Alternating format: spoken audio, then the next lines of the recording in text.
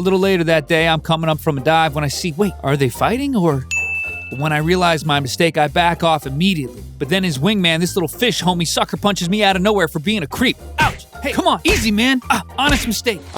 Good morning, day 4 here in Belize. Mike wakes up early to cook breakfast, and I wake up just so I can wake my brother up. Wakey, wakey, little one. How's that trigger finger, Al? Pew, pew. Ugh. So yesterday, Victor mentioned an island about 2 hours away. Naturally, Mike and I begged him to take us. Turneffe Atoll was a favorite hideout of the English pirate Blackbeard, who had a knack for ambushing Spanish ships loaded with gold. It was off the coast of Turneffe that Blackbeard attacked the Adventurer, a ship captained by David Hiriot, an honest merchant and all-around good dude. The fearsome Blackbeard gave him a choice: be marooned on Turneffe forever, or become a pirate. Stick around and I'll tell you what old Davy boy decided. You know, if someone forced me to be a pirate, I wouldn't like it. But if you got a loot and plunder, you might as well enjoy it. My pirate name would be Brad the Talkative, known for assailing people with his relentless stream of consciousness. Now that the young ones are up, we crush breakfast, have a few laughs, and then head down to the dock. This is Jimmy finding out he's not going to a water park. You jerks. Captain Victor's waiting for us, and he's brought with him local legend Tavano. In Spanish, that means the horsefly. We're not sure if that's offensive or not, so collectively, we decide to call him Manuel, which is the name his mom gave him. Despite the nickname, Manuel is one of the most respected spear fishermen on the island. Trust me, this dude is the real deal. He dives to depths of 120 feet and makes a good living fishing these waters. Here we are getting exactly what we asked for. It was a long, choppy journey. As all the white boys are getting their asses kicked by the waves, Victor and Manuel seem to enjoy this. On the 2-hour crossing, Manuel shares tips and tricks and warns us that Turneffe can be pretty sharky. Yesterday, after spearing a 45-pound grouper, 2 bull sharks and a black tip nearly made a meal out of our friend. Even with the rough seas, Manuel keeps us entertained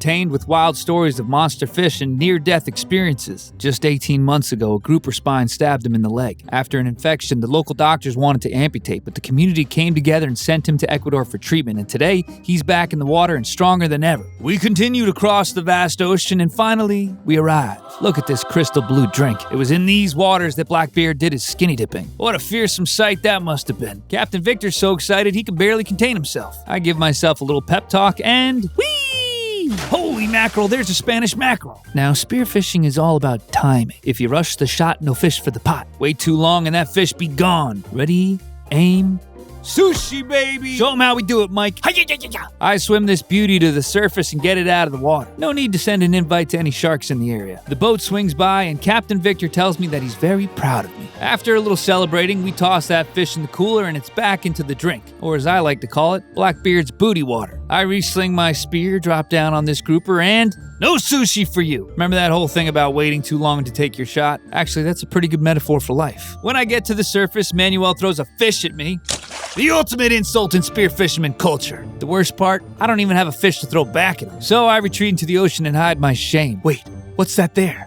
A Michael fish. So help me, Blackbeard, I wish it was Michael season. In a desperate attempt to redeem myself, I spot a plate-sized snapper and dive on it. This smart little fish makes a run for it, but my spear gun goes off and I think the ghost of Blackbeard pulled the trigger on that one. I get this snapper to the surface and call for the boat. Victor comes in and takes him off my hands. This time he's a little less proud. A little later that day, I'm coming up from a dive when I see, wait, are they fighting? Or after a moment of respectful observation, I realize that ain't fighting. Loggerhead turtles are typically solitary creatures. Mating often occurs several kilometers off the beach, making sightings like this very rare. This is like a marine biologist's wet dream. Although, to think of it, most of the dreams probably are. I was trying to keep a low profile, but out of nowhere, the male breaks off and comes at me like I'm the guy who invented plastic straws. When I realize my mistake, I back off immediately. But then his wingman, this little fish homie, sucker punches me out of nowhere for being a creep. Ouch! Hey, come on, easy, man. Honest mistake. All right, so I probably deserve that. From there, I retreat to a respectful distance. I'm so fascinated by what I'm seeing that I'm tempted to stay in the water. But then I realize the right thing to do is to remove myself from the situation entirely. As I climb back onto the boat, I'm pretty worried that I've ruined the mood. Thankfully, I didn't spoil their afternoon delight. But I did learn a valuable lesson. No matter how excited you are in the moment, it's important to give these creatures plenty of distance. Loggerheads are endangered, and we really want their numbers to increase. Not to mention it was just rude of me. I mean, if some turtle burst into my bedroom when I was making love, I'd react the same exact way. I guess it's kind of like the golden rule. When you're watching others mate, treat them the way you'd want to be treated when you were mating.